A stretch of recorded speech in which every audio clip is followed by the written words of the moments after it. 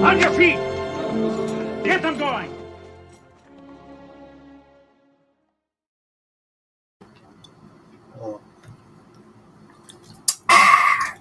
Good afternoon, good evening, good morning, whatever the case may be. Welcome to Cross Examinations Live Open Line Friday. I'll see if anybody has what it takes to come in here and actually have a conversation. I am Mike Miller. I'm not a pastor, priest, rabbi, a theologian, or any of those kind of things. Just a guy who reads the Bible and talks about it here on the internet. Actually, I'm just a guy that draws comic books. I'm an artist. I'm not any of those things I mentioned, but I do like to talk about this stuff, and so therefore I have this channel wherein I do this stuff, and I have a lot. Hey everybody, Tina, Caleb, Missy, Amy, who else is here? Dustin, Joe. We got the folks in the chat. Sorry, I'm a little bit late. I dropped armchair theologian. It's a good term for folks like us. I'm like, all right, armchair theologian. Except not really a theologian. I don't know all that good stuff that Buddy Rabbit knows. What's he called? Without lies. What's up? Hello, Reverend Mike. Oh gosh. I tell you, I could take a few people who call themselves Reverend to task, but that doesn't mean that I am a super well hermeneutical studier, tologist. What's up, Dustin? What's up, everybody? You know what I was going through yesterday? Shad told me to go watch his Forbidden Frontier episode on Nerdrotic Live. And, 3 minutes into it.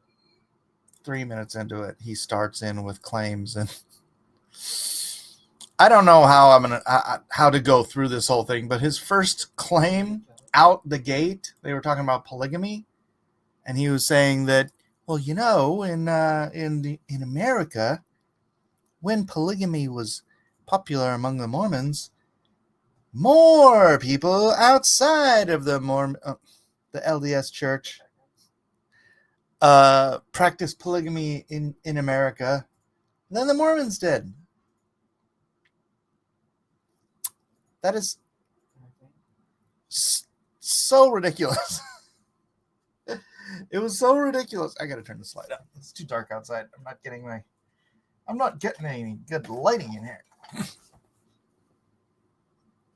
Just so you guys know, that's that is completely untrue. There were a couple of no Christian denomination. Remember, this was a primarily Christian country, Christian, Catholic, none of which practice polygamy. There was an Indian tribe. You know what? Let me look it up again. I'll have to. Actually, you know what? I have it in my history. History. Historical polygamy practices in America. No. The Mormon polygamy era, roughly the 1840s to 1900, with peak popularity in 52 to 90, based on historical records, polygamy was overwhelmingly a Mormon phenomenon in the 19th century, driven by religious doctrine, and which was driven by Joseph Smith wanting to steal wives from his fellow Mormons. Outside of Mormonism, it was extremely rare, illegal under common law and federal statutes, e.g. the 1862 Moral Anti-Bigamy Act, and not culturally normalized. There are no comprehensive census or demographic studies quantifying exact numbers, but evidence points to isolated, small-scale instances rather than widespread practice. Estimates suggest fewer than a few thousand individuals at most, compared to tens of thousands of Mormons involved. Here are examples of those micro culture groups in America that did it. The Oneida community, which were apparently utopian perfectionists. So are those like old school communists maybe? 300 members at peak in the 1870s. Let's see what they are. A religious utopian commune in New York founded by John Humphrey Noyes. They practice complex marriage, a form of group marriage where all adult members were considered spiritually married to each other. Okay, so it was an orgy. All right. Other utopian communal groups, the Fourierist or Free Love Societies. A few hundred scattered communes. For example, Brook Farms had 100 members, 1840s and 1860s, partial overlap. Mid-19th century reform movements inspired by European socialists like Charles Fourier. Some experimented with free love or polygynous arrangements to challenge Victorian norms and promote communal living, women's rights, and anti-cap. Okay, so more communists. All right, immigrant frontier settlers, Scots, Irish, or Welsh. Some European immigrants brought informal multi-partner traditions from rural Celtic or Appalachian cultures involving serial marriages or cohabitation without formal divorce. This was more de facto than legal polygamy and often tied to economic survival on the frontier. Unknown, likely low thousands scattered across Appalachia and Midwest. So they didn't formally get divorced, but they married somebody else. That's not really polygamy. Post-Civil War American South. Unknown, possibly hundreds to low thousands based on anecdotal records. Informal concubinage or serial relationships among freed black communities or white planters, sometimes resembling polygamy due to legal barriers to divorce. Again, this isn't polygamy, that's bigamy. That's literally bigamy, not polygamy. Native American tribes. Tens of thousands possible across Native Americans in 1890, but only a minority practiced it.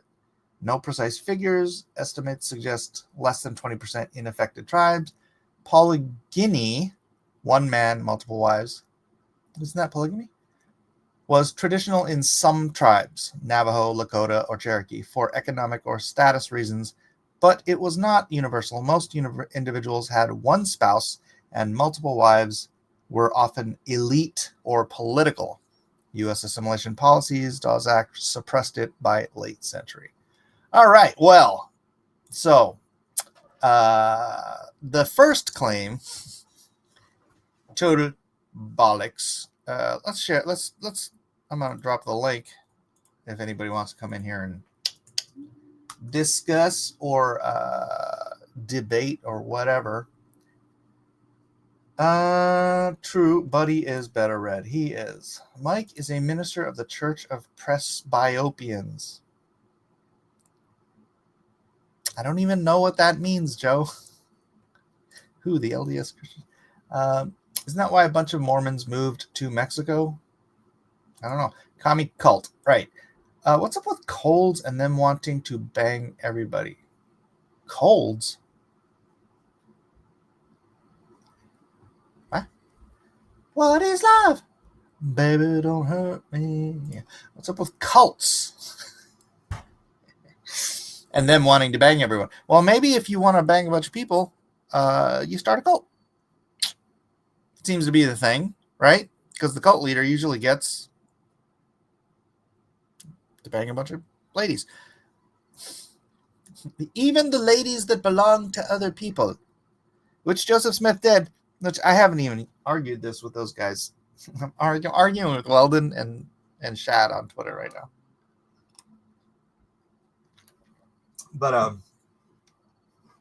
haven't even brought up the fact that Joseph Smith literally stole wives from his followers because he could, because he was a cult leader. I wouldn't even consider sharing a boyfriend, let alone a husband. I just don't know how those women agree to that kind of arrangement. Well, I mean, they do make the valid point that in the Bible, polygamy was often done, and by the leaders of our faith. So I'm not entirely sure when it became uncouth. Some people say it's like Jesus was calling back to, in the beginning it was a man and a woman, and then, but the Bible never the Bible that I can find ever condemns polygamy. So I'm not even saying that what he's arguing is anti-biblical. It's certainly anti-cultural, because the Christian church has not endorsed or validated or anything polygamy for, I don't know, a couple thousand years now. But the issue is that he uses, and I'm sure Shad's not lying. I'm sure Shad thinks it's true because he's bought into the propaganda of the Mormon ideology, and his higher ups. They have an issue with the truth. They lies beget lies, and fraud begets fraud, and so yeah, him starting out with that. Someone brought up polygamy, and then he's like, "Well, did you know more people practice polygamy outside the Mormon Church or the LDS?"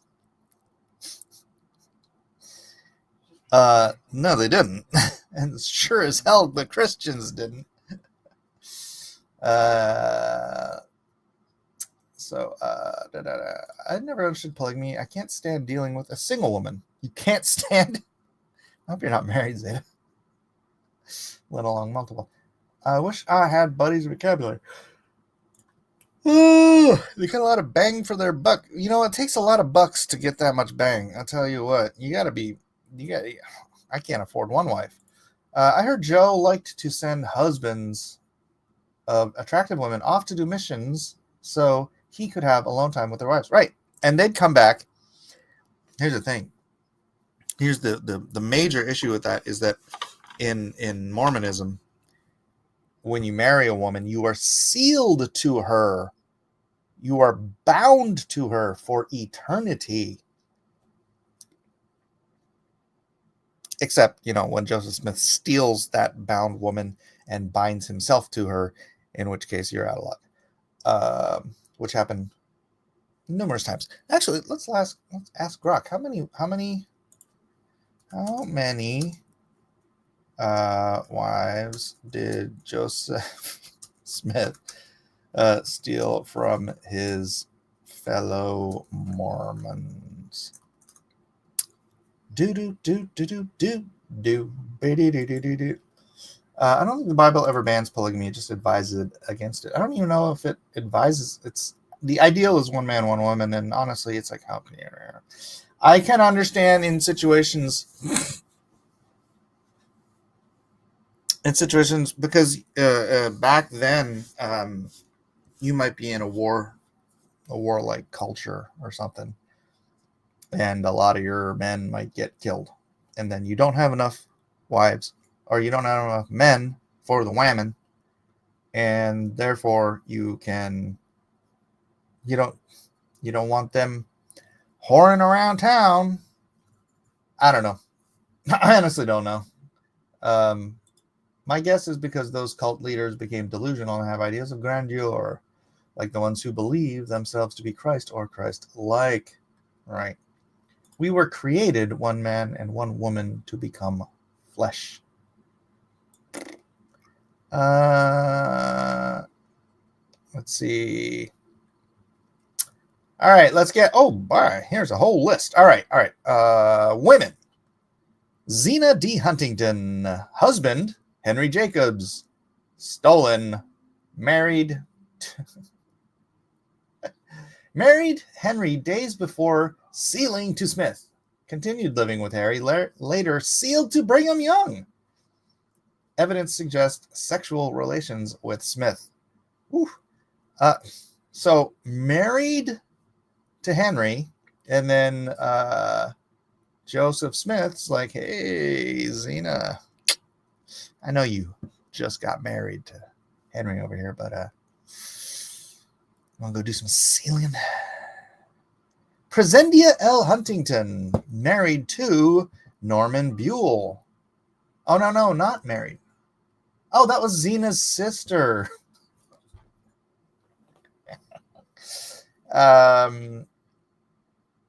Buell was non-Mormon and possibly disaffected. Mary Elizabeth Rollins Leitner, married? Oh, no. Oh, the question is whether or not they're Mormon. Okay.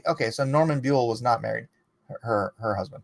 Adam Leitner, not Mormon, sealed for eternity. Continued with Leitner, no sex indicated. Interesting. Sarah Ann Whitney, married to Joseph Kingsbury, Mormon, proxy marriage. Lived with Kingsbury, faithful Mormon, as cover.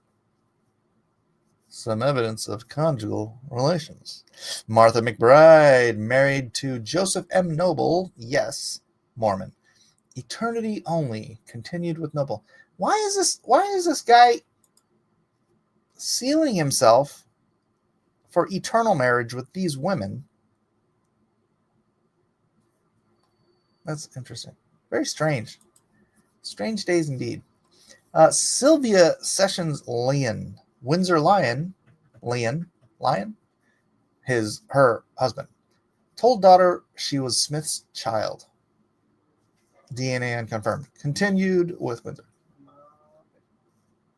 Told daughter she was Smith's child. Interesting. Mary Heron Snyder, married to Daniel Snyder, not a Mormon. Limited record Snyder, possibly non-Mormon. Elvira A. Cowles Holmes, Jonathan Holmes' husband, continued with Holmes, eternity only, likely. Rhoda Richards stayed single after prior marriage, deceased husband, sometimes counted, not strictly polyandrous.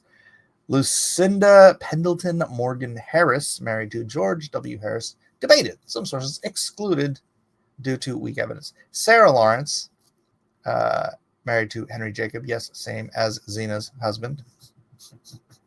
Another polygamous. Sister of Maria, continued with Jacobs. Maria Lawrence, Henry Jacobs. Again, wait, another one? As above, polyandrous. Of these, 10 to 11 of the husbands were Mormons. Consent and awareness. Husbands like Herbert Kimball, related via proxy, consented. Others were unaware or later accepted. It's a little difficult. It's a little difficult to say later accepted when it's like, oh, the leader of our cult took my wife. I can consent because he is the voice of God on earth. Or I can get kicked out of my cult. Probably lose everything. Anyways. The New Testament definitely bans polygamy without lies. Please show me that. The Bible shows multiple instances of polygamy going wrong. Kind of say it's a bad idea, but I don't think it outright bans it. I've looked at this for years. I've never seen one. I keep messing up all my messages because I'm getting so old my brain is turning to dust. No, never married. Never even asked a girl out. Don't have enough stress in my life. Don't need to add to. Grok! Joe says, so Smith comes over and makes you a cornudo for eternity. Nice. Like, sounds like he liked to keep it in the family too. Yeah. Hey, after I'm done with you, you want to bring your sister over? What's up, baby? Want to get sealed? All right. So what was, let's see. The second claim he makes, the previous inhabitants that the Israelites are called the Jaredites. All right, so remember we were on this. He's making this claim here. It bugs me that he told you he was baiting you into the conversation for the content. I know he said it on Twitter, so it's out there. Bugs me too. Claim number 2, the previous inhabitants that Shad claims intermarried with the Israelites are called the Jaredites. And according to the Book of Mormon, they had a great civil war.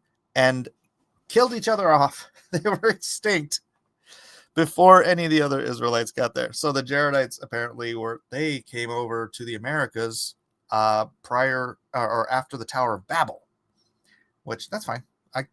I could go with that part.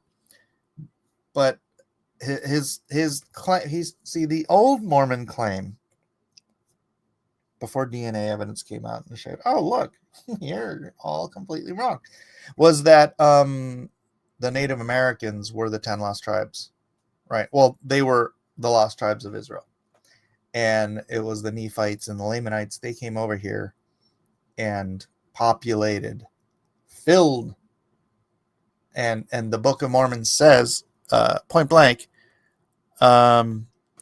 in 2 Nephi 1, 8-9, Lehi prophesies that the Americas are the land of promise, kept from the knowledge of other nations, that's other peoples, so they should not overrun the land. Right? What is the plain reading of that, which was the old Mormon doctrine? There was nobody here.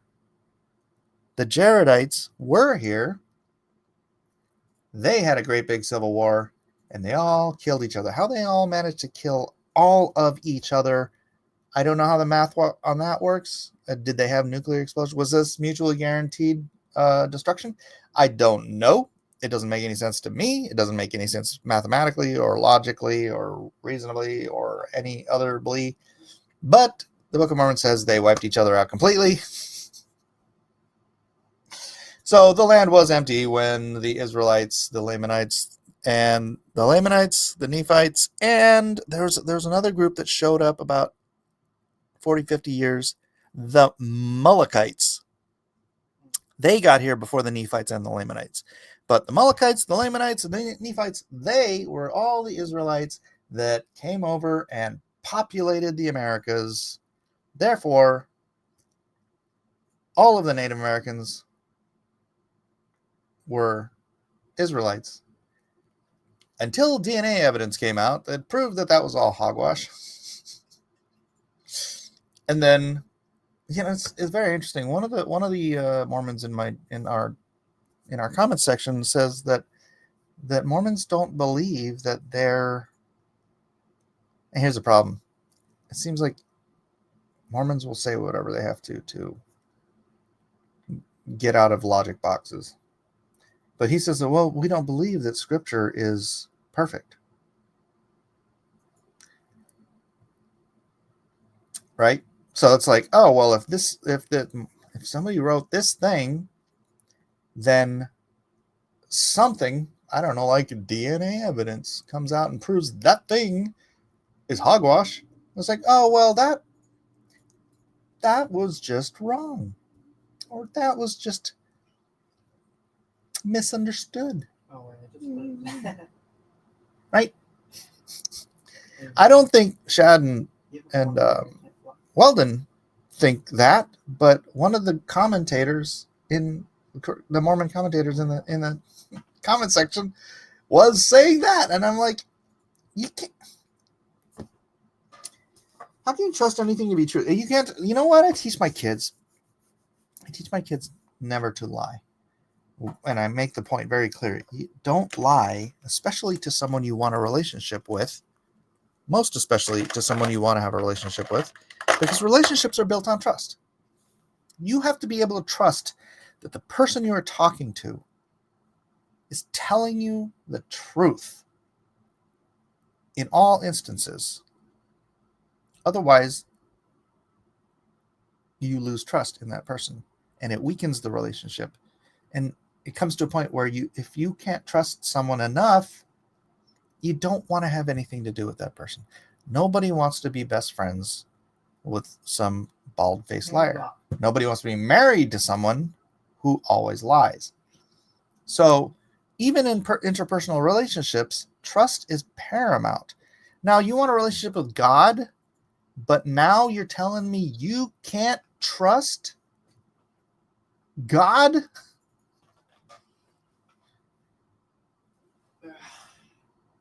What? didn't really have any all right. So anyways, that's claim number 2.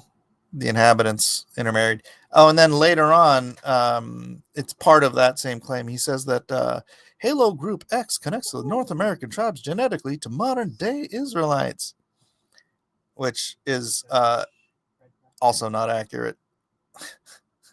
I don't know if I can get into this whole thing. Unless they ask if these pants make my butt look fat, then lie. No, at that point you get subjective. Well, not compared to a land whale. Sorry, I was doing something else for a second. No, we're not talking about polygamy anymore. No, we're not. This you can trust. Points that sword. I learned it from you, Dad. I don't know what that means, Coach Gardner. Not to. Oh gosh, yeah. Okay. Here's what you guys are talking about is funny. So, I did learn that. I did teach this to my children, and the one who took it the most to heart, who I honestly don't think he's ever told a lie since he's 5 years old, is my oldest, Elijah. And this got him into a fight with his wife back when they weren't married. I'm going to tell this story. Nobody watches this show. Sorry. So she was working at Cane's or Chick-fil-A or something, and she's in her work uniform, and she's like doesn't have any makeup on, and she's like greasy, her hair's everywhere. And so he's buying food, and he's in the pickup window, and she's there, and she's like, "Do I look cute?"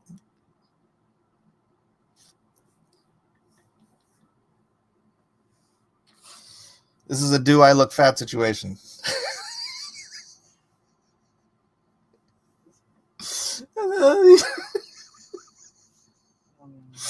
They got into this huge fight because he's like, no.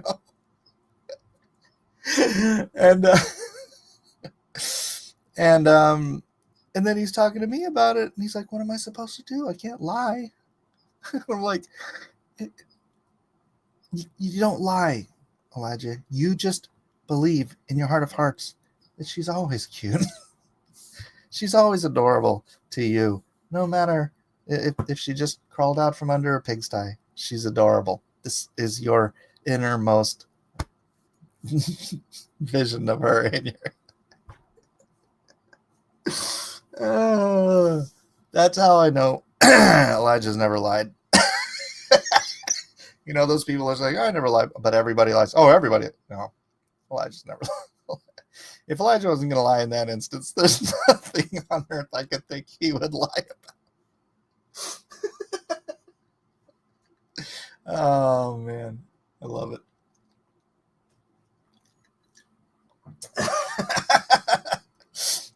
Yeah, you can lie about that. He should have told her she was the cutest thing there. It was so funny, man. I died. I freaking died. Now they are married, and they literally have the cutest baby on earth. No lie. Oh, crap. All right, the haplo group X.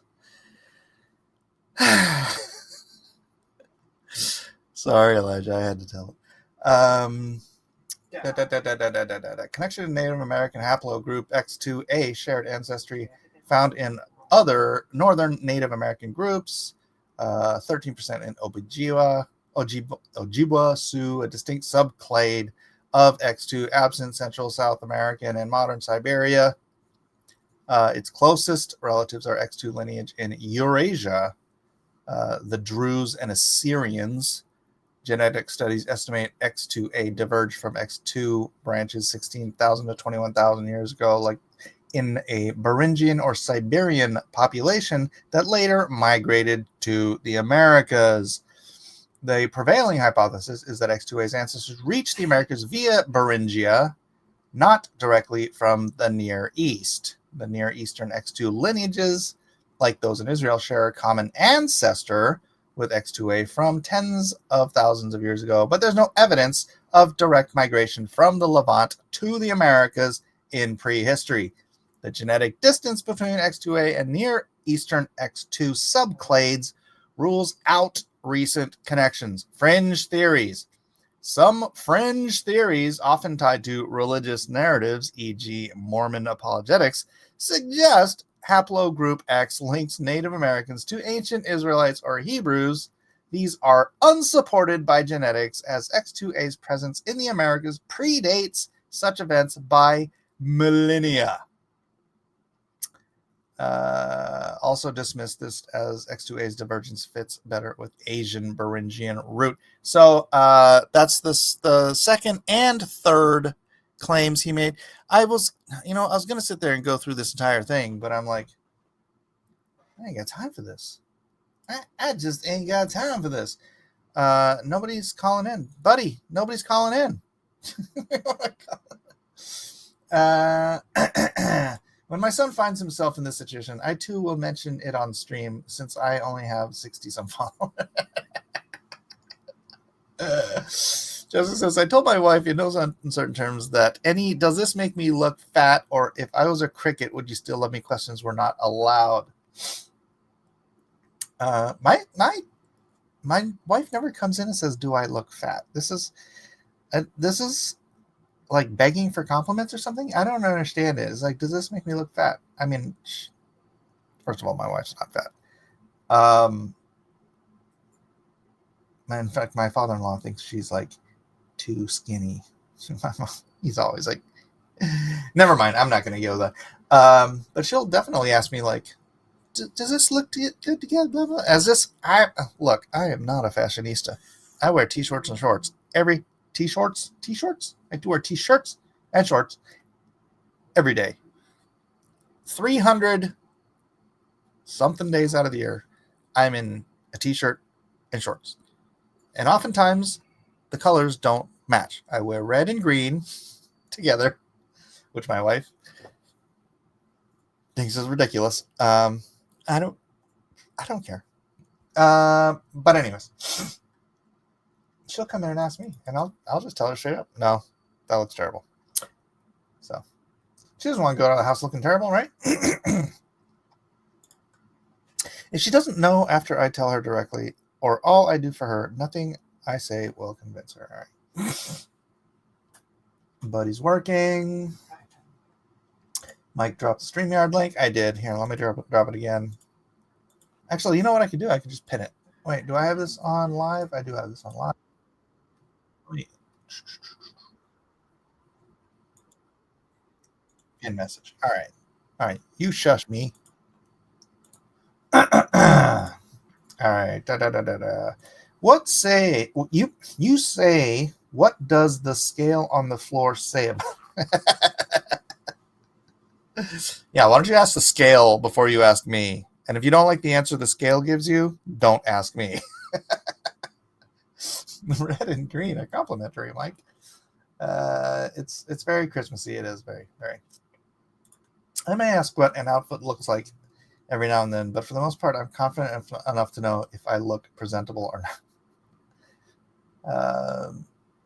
All right. Yeah, we can go on into, since this is Open Line Friday, but nobody wants to call in. I can share my screen with where I was in this video.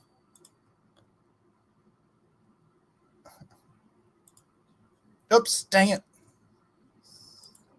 I forgot to share the audio. Share audio, clickety-boo, share. All right, this is a misspell. It says characters. Maybe that's how they used to spell characters. But this is apparently written by Joseph Smith, and this is actually hogwash. This is nonsense. None of this actually makes any sense. But hold on, let's go back to where he's like comparing some of these symbols that happen to be on here. Hold on, where is it? Oh yeah, here we go. Oh, look at these. He's comparing these symbols. Oh no, he was making the point that Micmac, which by the way this is misspelled, the Micmac Indians, they have these symbols, right? And he's making the point that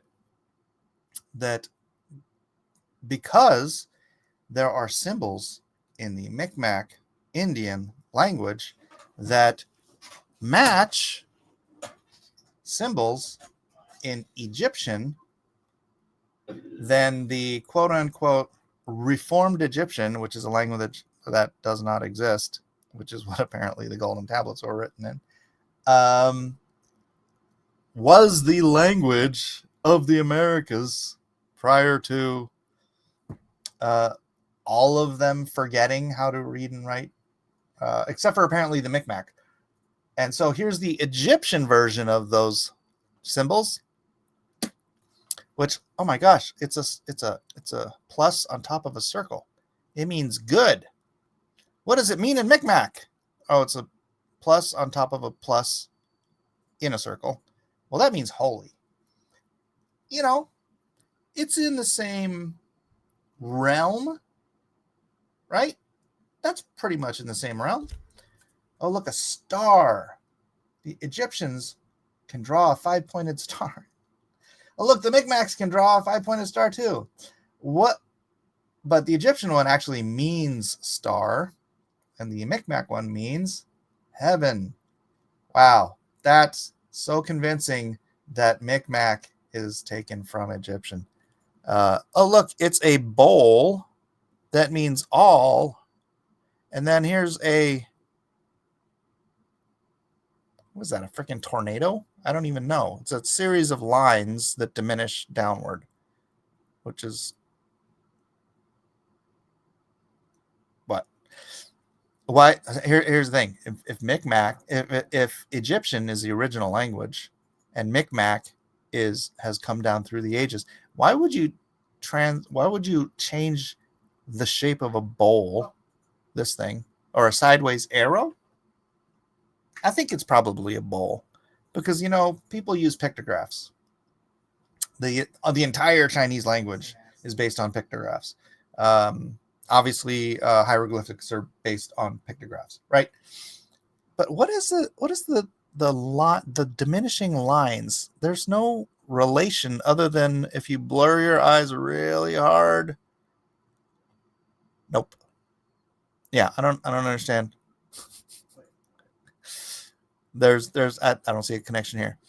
Okay, Egyptian meaning for this, which is clearly a pyramid, ancient high place, or to ascend, because they were drawing a picture of a step pyramid. Hey, where do you find ancient step pyramids, guys? Oh, maybe Egypt. And what are they for? Ascending, or high places? Ascending? It's weird. And then in Micmac, a triangle means God. Now, to me, the fact that the Micmac's symbol for God is the Trinity, yes, a three-sided singular shape, speaks more to them having an understanding that predates Babel, right? When you're making a symbol for God, why would you make a triangle your symbol for God if you don't comprehend the Trinity? That doesn't make any sense at all. To me, anyways. So he's making this argument, and then he makes the argument that this gaggle of nonsense somehow or another correlates to some other language. I don't know what he's like, flipping through a bunch of garbage. What is this? I haven't seen this yet. This side of the thing, like it's a smaller area. It doesn't appear on maps. Oh, I know what this is. I know what this map is. This is the map of where the Mormons claim this is the route the Mormons claim that the Israelites took to leave from here. This is the route God made the Israelites leave to come to the Americas. Right? See where they are? See where they started on the Mediterranean? I don't know how many of you are familiar with the thing we call the globe. But they started at the Mediterranean, which is a sea. This sea connects to an ocean called the Atlantic. Right. Now, traversing, when you come out of the Atlantic, shall I get a map? Let's get a map, shall we? Actually, let's get Google Earth. Things just happen. Sorry, I didn't prepare for this. Also, find any scholar anywhere in that suggests Abram spoke or read Egyptian that isn't a Mormon. I know, right? He does bring up one piece of evidence, claiming, where is it? Claiming, here it is. So this is a papyri, and I looked this up. This is written in Egyptian script, right? Egyptian script. It's not Reform Egyptian. It's Egyptian, but written in script, which is Egyptian. And it's writing down. It's got some of it is in Hebrew.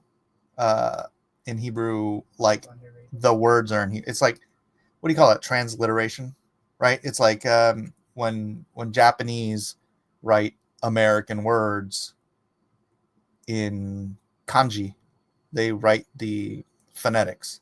So they're writing. I assume it's the phonetic Hebrew written in Egyptian, and he's making the claim, although they're not writing Hebrew, they're writing Aramaic. So it's writing Aramaic. He claims it's Hebrew. That's not accurate. I'm not going to say he's lying, because again, Shad's getting this information from all of his biased Mormon bullcrap sites. So he believes it. He thinks this is Hebrew written in Egyptian, and this is evidence of Reformed Egyptian, which is a made-up language that Joseph Smith said. And this is all to make it sound like, oh, look, the Native Americans wrote in Egyptian. No. That's not accurate. I'm so sorry. I'm so sorry, Chad. All right. I don't know why Google Earth is taking so long to load. Oh, yes, I do. My computer sucks. I forgot. All right, let's Google Earth. Let's search Google Earth. Israel. Is it working? It's working. All right, come on. Look how slow my computer is. His Egyptian papyri were from the Ptolemaic Egypt, meaning the Greek dynasties that had occupied Egypt, not the Bronze Age. Good. Okay, so here's Israel. Now, here, this is the Book of Mormon's claim, right? We're in Israel. We're literally on the Mediterranean Ocean. Actually, let's go this way. So here, this is the route Jonah took, right? Because claims are that Tarshish is either Spain or England. So Jonah is in Israel. He's supposed to go over to Nineveh, which is, I believe, somewhere around Kuwait. And he's like, screw that. I'm going to Tarshish. So he gets on a boat and he's making his way to Tarshish. And somewhere along this route, either through here or actually out into the Atlantic, God says, nope, and they throw them overboard. But this is obviously a standard traveling route for the Mediterranean. So I've heard Chuck Missler say that by the descriptions of what they mine and they find in Tarshish, the best suspect is England, the islands of England. So I'm going to go with Missler and just presume that somewhere out here is where Jonah met his fish. Now, that means that his fish would have had to have had 3 days to swim around the continent of Africa and then up into this and then deposit Jonah here, which would have made it a very fast fish. But I don't know any other way. The only other way, I think, is if this is really getting off topic, is if it was in the Mediterranean that it happened, and somehow or another this fish went through this. Because what I don't think happened is that Jonah got spit back up in Israel and then made the 300-mile journey to Nineveh on foot. I think the fish, maybe it is more likely he went this way. Psh, psh, psh, 3 days. 1 day, 2 day, 3 day. Spit him up right at Nineveh's doorstep. And then, anyways, that's totally not the topic. I'm just saying that this, from here to here, is a standard Mediterranean civilization route, right? These guys were all connected. The traders made this route all the time. So if you're trying to get to the Americas and God's trying to send you to the Americas, he could have said, hey, you're right here on this body of water, literally right here. Why don't you get on a boat and go, and then, like so many Vikings and other whatever, you're right here already. So why don't you just go, bam, Americas. Look at that. You're bam, bam, right there. You're Americas. You just have to cross this little span. No. What does God have him do?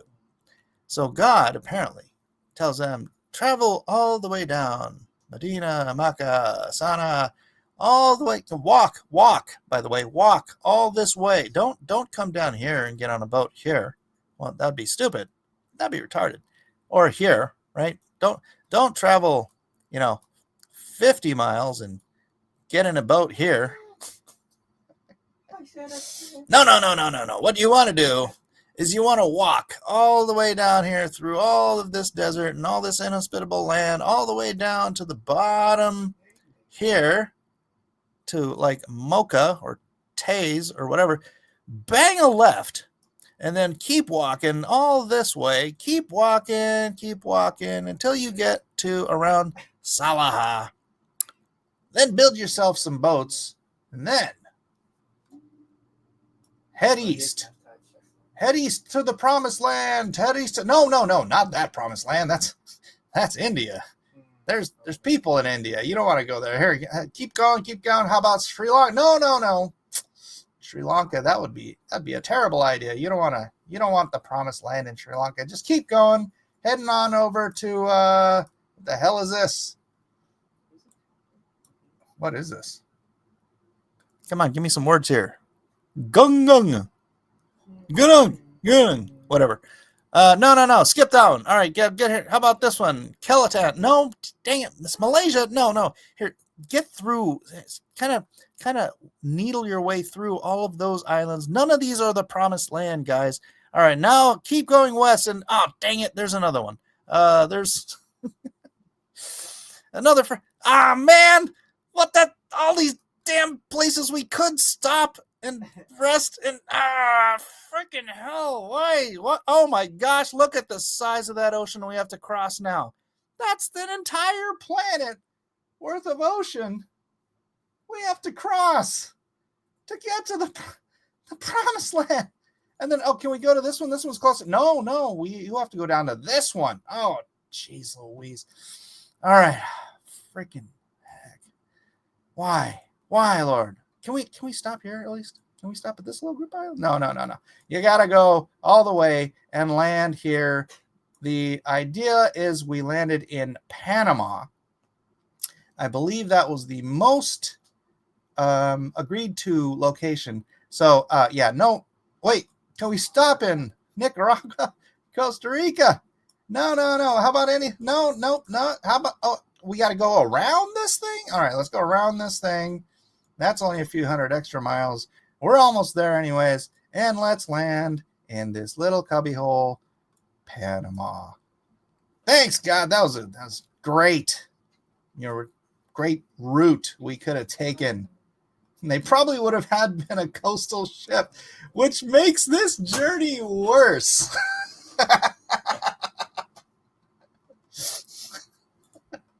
You're also forgetting the Azores. It makes even less sense, especially if God was guiding them. Maybe they took an airplane. Right.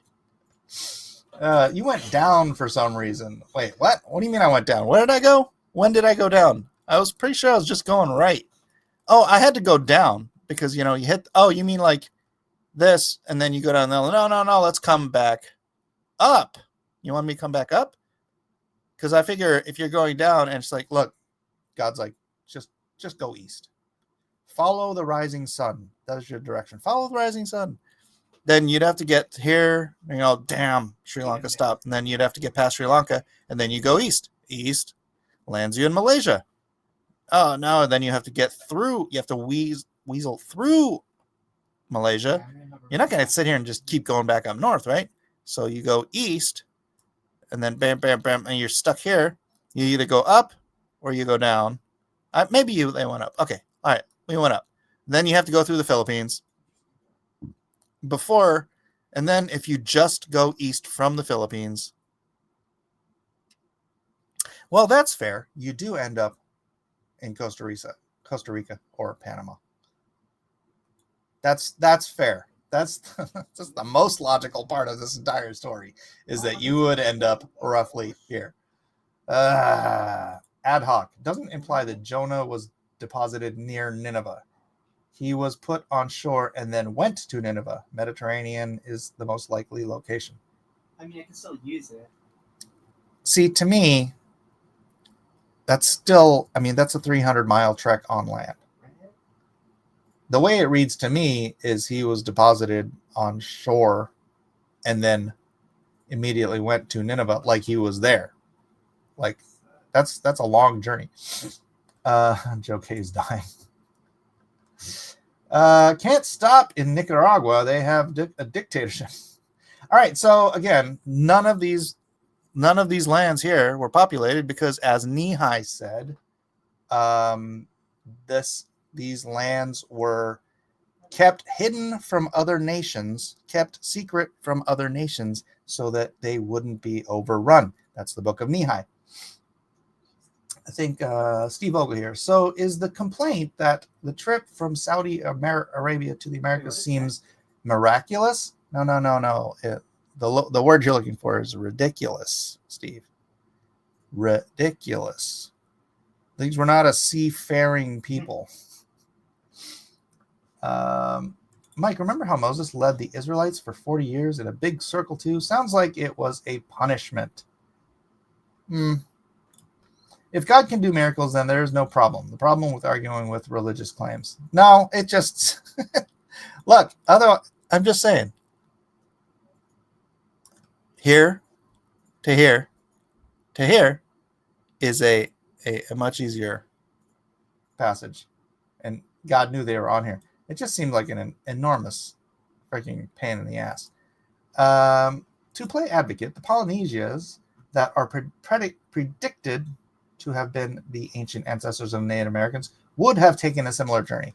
True, but they would have started... I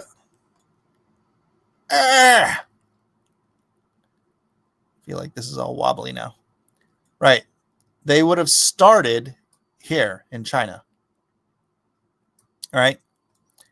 Then they became somehow, they were like, hey, let's get on a boat and maybe like make it over here. Philippines, They could have made it to the Philippines, and they're like, oh, let's just keep going. Let's keep going. And then they deposited themselves over time, and they spread themselves over time throughout this land. And then they're like, let's just go out into that giant blue half a planet of water. Look at that. This entire half of the planet is water. And they end up depositing themselves on these tiny little islands. And there's evidence of them on these tiny little islands. Not every single one of these tiny little islands, obviously. Fiji, New Zealand,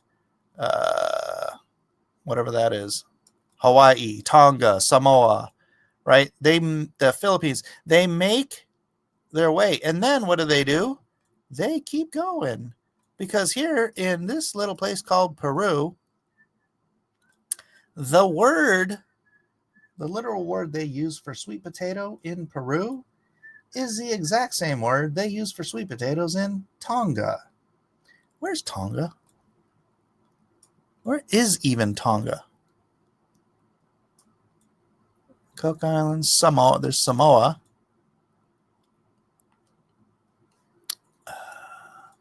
It's near Samoa, isn't it?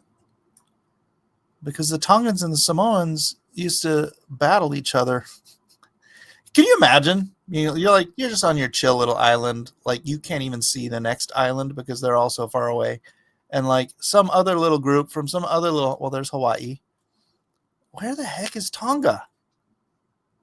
All right, I'm chasing squirrels right now.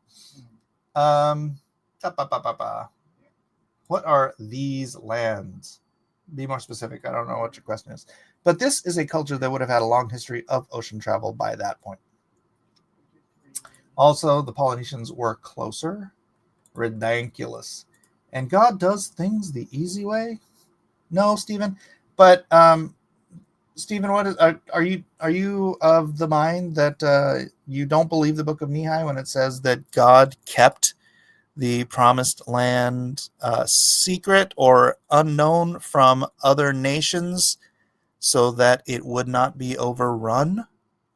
They would not be overrun, meaning they were empty. Because the Jasminites or the Husmanites or the Whatsmanites, the ones that came from the Tower of Babel, all had their great big civil war, and they all killed each other. So by the time the Israelites, what were the first ones? The Macalacanites, the Shigamanites, the Mullakites. By the time the Mullakites got there, which predated the Nihau, Lamanite, the other two, it was all Israelites, right? Right. Am I right? Or do you not believe Nehi when it says that? Because let me quote Nehi for you. Nephi, it's not Nehi. It's like grape soda. Lehi prophesies that the Americas are the land of promise, kept from the knowledge of other nations, lest they should overrun the land. So other nations had no idea about the promised land. God kept the knowledge of it from them, which in a very plain English reading, oh, brother, now I literally have 1 minute left of this show. Welcome. What do you got? We got a minute. Next Friday it is, man. Next Friday it is. Yeah, just try to get here on time. But what did you have anything real quick? Nah, I just joined in and I saw it's the open debate and I said, yo, let me jump backstage. I heard him say the word Israelite. You already know us and Israelite and Canaanite. So I said, let me jump back here, hear what he's saying. All right. Next Friday though. Next Friday. I'm in the Discord. I ain't gonna curse nobody out. Yeah, I don't get cursed out. You know what I mean? It's Bible equals mind control. Already know. You're not 14 years old? Do I sound it? No, you don't. Right. Well, it's been fun. I dropped a clip. I dropped a clip for you. It's a comedian giving his it talks about stuff, and I think you have a comedian type personality, so I think you would enjoy it. All right, I'll check it out. Be safe, Mike. All right, be safe, brother. And that's it, ladies and gentlemen. It's better than taking the promised land from other people, I guess. That's an opinion. That's you're fair to have that opinion, Corpse Grinder. But all right, don't forget the Lemonites. There were Don Lemon was there? Damn. All right. There's the Discord. Thank you everybody for being here. Have a great weekend. Stay safe. Keep your head on a swivel. There's a lot of people out there perfectly happy to help to hurt people like us. And that's not even being hyperbolic. That's just Do you have anything about your the sad reality of our world today. So God bless us all. Have a great weekend. Stay safe. Y'all stay safe out there. Remember Hill Street Blues? Hill Street Blues, right?